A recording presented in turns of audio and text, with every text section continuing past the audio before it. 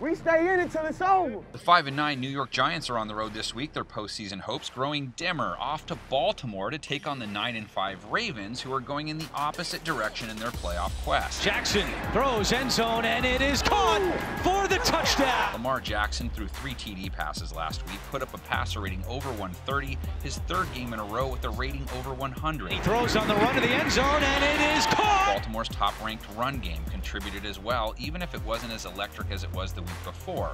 Close to 160 yards and over 4 yards a carry. An 18-yard run for Lamar Jackson. Baltimore's offense has caught fire at the right time. They now have scored 34-plus points in 3 straight games. And there goes J.K. Dobbins, and it's too late. The Giants are at least one of the stronger teams against the run. They held Cleveland's powerful rush attack to 3.5 yards a carry, holding both Kareem Hunt and Nick Chubb under 4 a run. Dan Leonard Williams, very, very good this year. And New York is in the top 10 this season in both rush yards per game allowed and rush yards per carry allowed. And always among the league leaders in tackles. Their play against passing attacks, though, isn't quite as strong. Baker Mayfield threw for close to 300 yards against them, 2 TDs, a rating over 120, and those numbers fit how the Giants have played the past this year. I love to watch Baker throw the ball. You know what I mean? New York has relied on takeaways and sacks along with their run D to keep themselves in games. And last week they didn't get any takeaways and just 1 sack. Ringo didn't mean the Beatles. It just means we need a little help over here on the right side of the line. Lamar did throw 1 pick, and the Ravens did fumble the ball 4 times, but they didn't lose any of them. Adam Gotts is forced to fumble. If the Giants can't come up with any splash plays on defense, then they'll need some from their offense, which they just don't get too often. But look at what Carl Joseph did. Colt McCoy was back in the saddle last week. No turnovers, but no TD passes at all. McCoy finishing the game with a rating under 85. Here's McCoy throwing incomplete. And their run game was just as unproductive. They only scratched out 3.5 yards per carry. That is exactly what you want out of your edge defender. Baltimore is a team that can be had on the ground, as they've allowed 4.4